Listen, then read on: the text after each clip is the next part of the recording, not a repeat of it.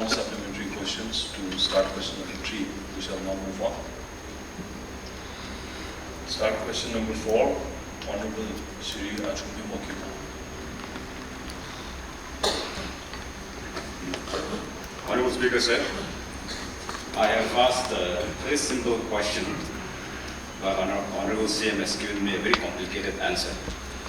I want some more clarity on these answers. Before I come to my argument, a supplementary question. Actually, what I have sought for was whether there is any specific duration for the reservation of the backward quota in the government employment sector. The answer to the first question was, of course, reservation started from 1967 onwards. That is about general quota. I'm not talking about the general quota. I'm asking a question within the reserve group, the reserve categories. In this, there was no reply, and therefore my supplementary question is whether there is any plan, or let us say intention, on the part of the government to specify the duration, how many more years to go for reservation. 1.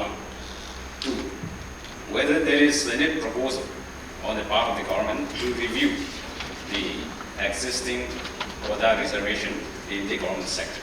I'll come later on to my point of view, but these two questions I would like to request our Honorable CM to answer. Speaker, sir, I will come to the supplementary question raised by the questioner. The specific duration was not mentioned. I'll reply those two questions together. And in the cabinet, we have discussed that we must revisit the backward reservations. And in the cabinet, we decided that there should be specific jurisdiction. However, we will revisit only after we conduct census. But we are not being able to conduct the census, and it has been kept on hold because some tribe has gone to court and it is not being settled. Also, not to have census. So it has hauled us up, and only when proper census is conducted, we will revisit the backward quotas. And at that time, we will also specify the jurisdiction. Duration.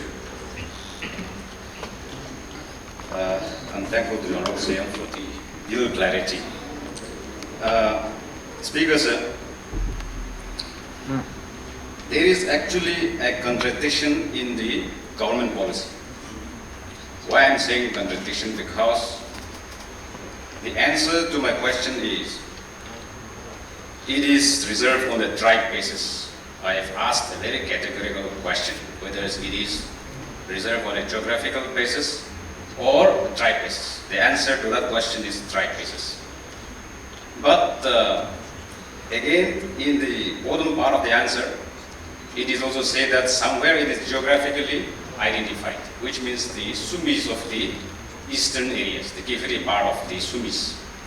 I don't know how many percentage was given, but that is the geographical. If you are talking of reservation in the government sector, it is now a geographical area, because Sumis as a tribe are advanced, like the Lotas, Semas,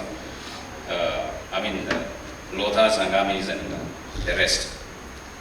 So therefore, the government in its policy has contradicted in framing the policy.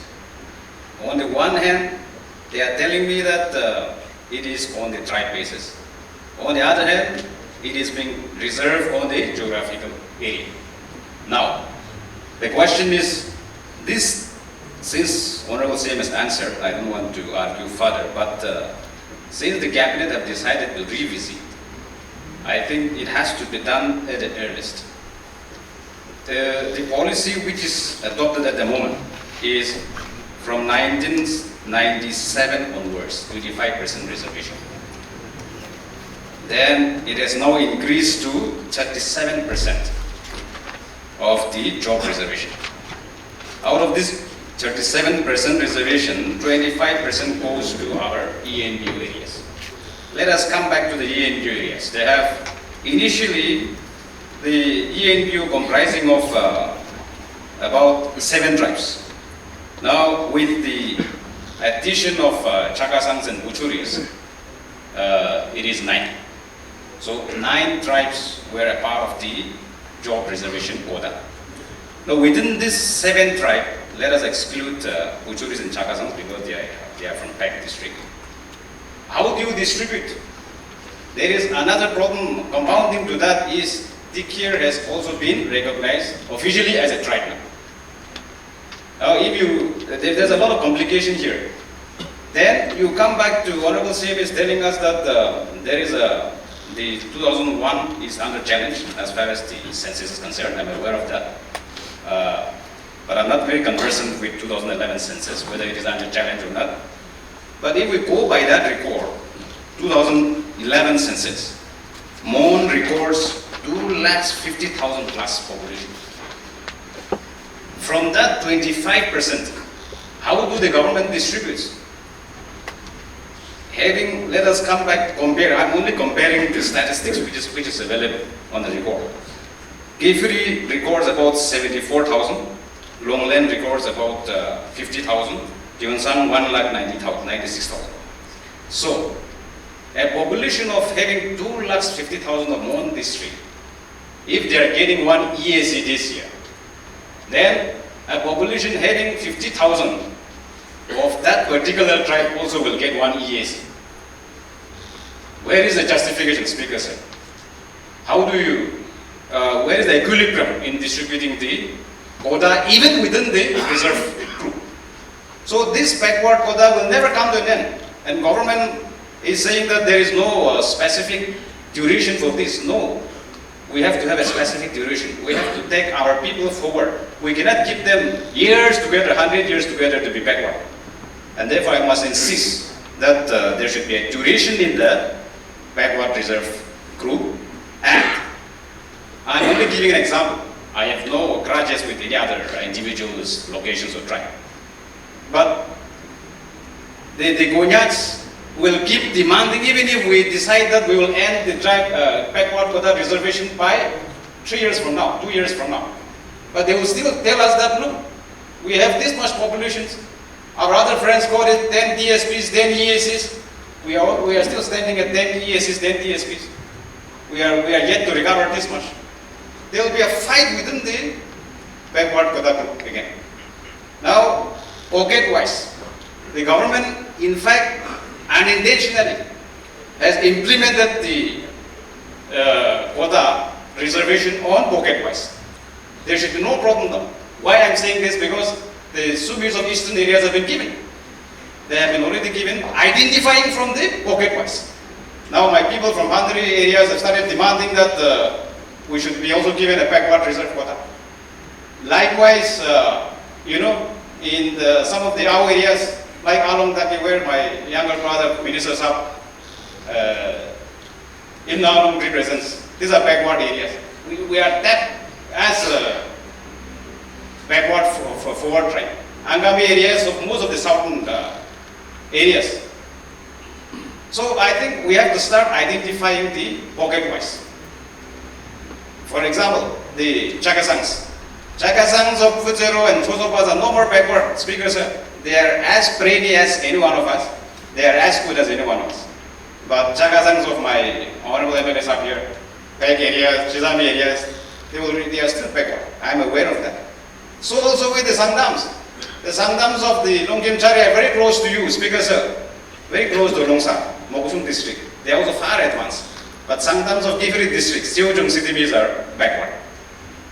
When if you have seen the Supreme Court latest decision on the creamy layer, of course it is subject to debate, but we also have to identify within the reserve group who are the creamy layers, then start segregating them. Then the real meaning of quota reservation will come in. The real deserving ones doesn't get, even within the reserve group, because those who are living in the urban areas, they are the ones who are actually being sending their kids to the good schools, good cities, and they come back with a backward certificate and they get a job. The one who is graduated from the high schools in the village, in the district headquarters, doesn't get that opportunity. So where is the equilibrium? Where is justice here? So therefore, I would suggest that there has to be overhauling of the backward quota reservation, and it has to be identified on the pocket-wise. Let's come back to I'll go a little beyond that. The reservation, even on the IPS, NBS category. That NCS, IS quota. There also there is some re-study is required, because most of these are being occupied by the services from the outside state. Now our state cadres are also being neglected in many ways. So when we say reservation, I think overhauling, a wholesome approach is required. You see what has happened. The backward quota reservation, the debate, not only a debate. If you see the recent incident in Bangladesh, Speaker sir, the Prime Minister was forced to resign Sheikh Hasina on the 4th of August. The protest started by the student group on what? 30% reservation for the descendants of the freedom fighters. The issue started from there. It polarized to a larger political of a higher magnitude, of course. But it all started from that backward quota reservation within the government job sector. I'm not provoking such situation here, but if we are not careful on this job reservation, now the advanced tribe like the Aos, Sebas, Lotas, Regmas, we also started gaining up that look. We also have to demand our pound of flesh. Where are we going to end? There's going to be a big war within the Naga family, and therefore, unless government comes up with the very practical solution, a proposal, it is going to be a big problem for the state. And for that, I would like to insist that the government, since CM has already announced that there will be a revisit. I'm happy with that. But there is a lot of things to be done in this, and proper rationalization of the backward quota is required. Even for the people with Disability Act, there is also a reservation. So there are reservations of reservations. So how do we synchronize all this for the betterment of our society? So this is what I would like to put across my bone of contention. Thank you. I want to thank the honorable member for speaking out his mind and what he thinks about it. As clearly mentioned, I said review can be done only when we conduct a fresh census. And regarding the ENPO area of 6 tribes, now 7. In this issue, I am aware that the population in the tribes is different. Onyaks having 1.50 lakhs, 1,50,000, and some small tribes has very low, not even half or a quarter. But let me tell you, I questioned at that time our honorable members that if you go by your proposal, big or small, if tribes should go by rotation and get equal percentage, it is not justified and you will quarrel again. But they told me that it is decided by the ENPO, and we all agreed. So it can go ahead. So with their proposal, we had done like that. Recent time, particularly Mon district, they started complaining that they should be given according to the population ratio. This will be possible only when the new census is conducted and the whole state, not only ENPO or now the present backward areas, backward tribes, but everything has to be overhauled. And as mentioned, even specific duration should be kept.